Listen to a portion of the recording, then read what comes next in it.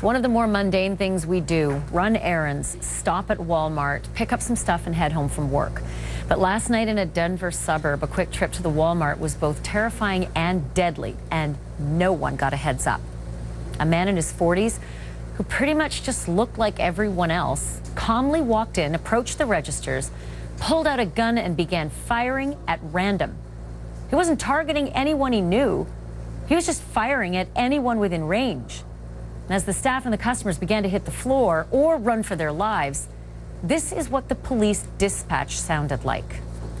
Thornton Dispatch, mid-74 is at 98th and 100. We can respond to the active shooter. Thornton Dispatch Command, requesting one more medic to the scene, please.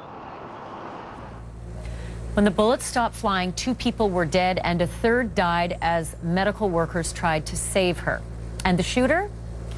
Well, one of the most bizarre scenes you might ever witness. He just calmly walked out of that Walmart, got in his red Mitsubishi, and drove off like nothing ever happened. The chaos that he left behind gave way to a massive manhunt that went on all night long, until a tip this morning led police to the suspect's apartment. And while he wasn't actually there, as the cops surrounded the place, the swarm of media outside suddenly saw his car driving by. I don't know if you guys can see right now, but we have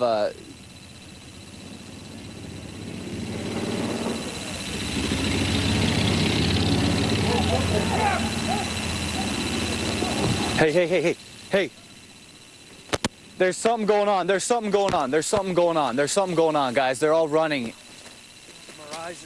Go. Hey, guys, the car just drove by.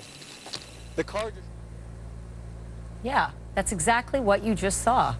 The shooter driving past his own apartment. Alleged shooter drives by the whole scene. We don't know what he was doing here, whether he was trying to escape the police or take a peek at all the people outside his house. But minutes later, this was the scene. He was in handcuffs, kind of stuck in traffic, very weird. And tonight he is charged with 3 counts of first-degree murder.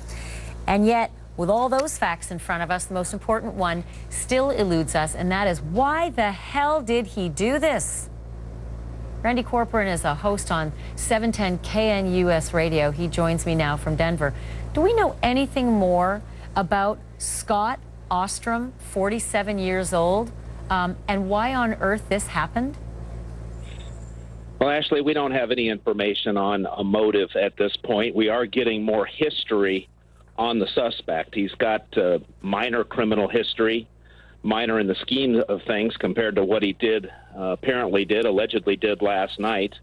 We've learned that he's been charged in the past with harassment, with resisting police officers, 4 counts back in 1999, a couple of DUIs, one in 1991, one in 2013, and he filed bankruptcy back in 2015. But other than that, some neighbors have said he was a weird guy, would walk sometimes from his apartment to his car with a rifle, but we really don't know any more than that.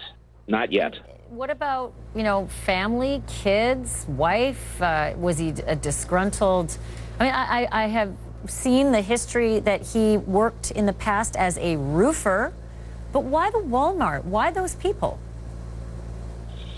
Yeah, it's been nothing but speculation right now because there's just no information about this guy. A true loner, one that the neighbors have said was kind of an oddball, it appears.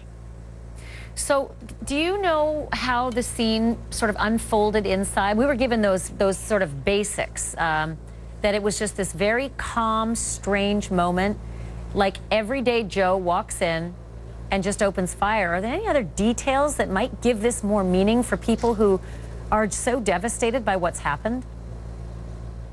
Well, no details as far as actions by this alleged shooter. There's been many video clips being played and audio clips of people who were inside the store and telling their story, what they heard, people describing it as sounding like balloons popping, and then they realized it was something more serious. One woman was standing next to a man who was dropped by a shot, and as we know, all 3 people who were actually shot ultimately died, so she was right next door, right standing next to a person who lost his life last night.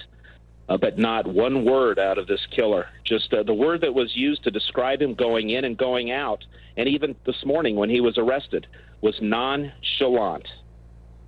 That's what's so weird about this. Although I got to be honest, I am now almost unfazed by the different stories about these mass killers. Everybody's got something. But ultimately, these people aren't worth much. Forensic psychologist Brian Russell's back with me again. Can you weigh in on this whole notion that a guy would so calmly, quietly, slowly, methodically exact this kind of hell on complete strangers and then calmly make his way back to his car? Yeah, when we were discussing it this afternoon, the staff and I, it was more puzzling than it is now, because at that point we didn't know some of the facts about the history.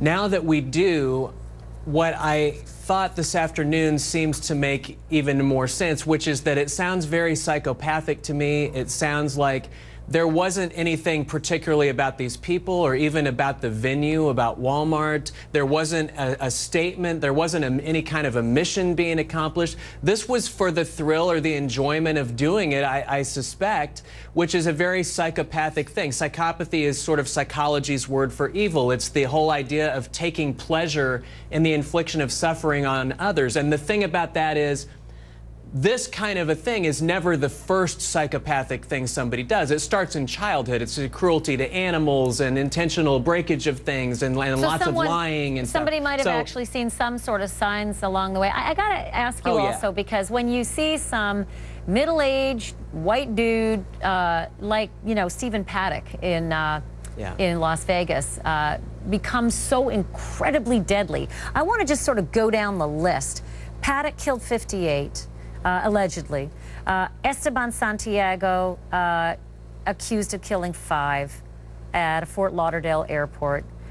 In the Cascade Mall in Burlington, Washington, Arkan Setin died from apparent suicide. He killed 5. Elliot Rodger, 22 years old, killed 6 people, allegedly, California, Santa Barbara. I don't have to say allegedly, he's dead now. Apparent suicide again. Adam Lanza, there's another suicide, killed 26 at Sandy Hook.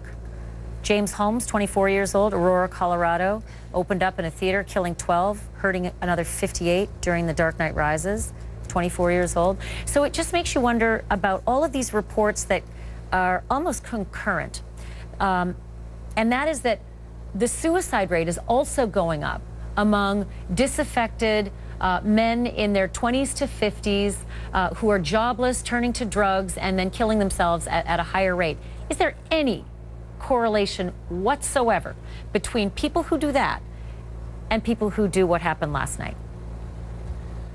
Well, I think probably what's happening more, I think it's a good question. I think what's happening is there's some recency effect. In psychology, that just means that what's sort of happened in our recent memory, we try to sort of make sense of it and it sort of stands out. But I think if you and I went back all the way to the early days of our being on together in the 2007, 2008, whenever it was, and when we really looked at all the stats, I don't think we would see a great relationship there. I can tell you there definitely is not a strong correlation between suicidality and homicidality. Most people who are homicidal aren't suicidal, and vice versa.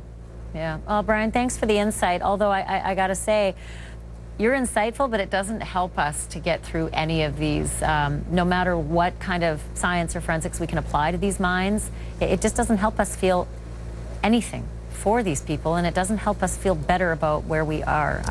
My thanks to you. No worries. words. Can we meet on a happier topic sometime? Would that be okay? That'd be great. Okay. Thanks, Brian. Brian Russell joining us.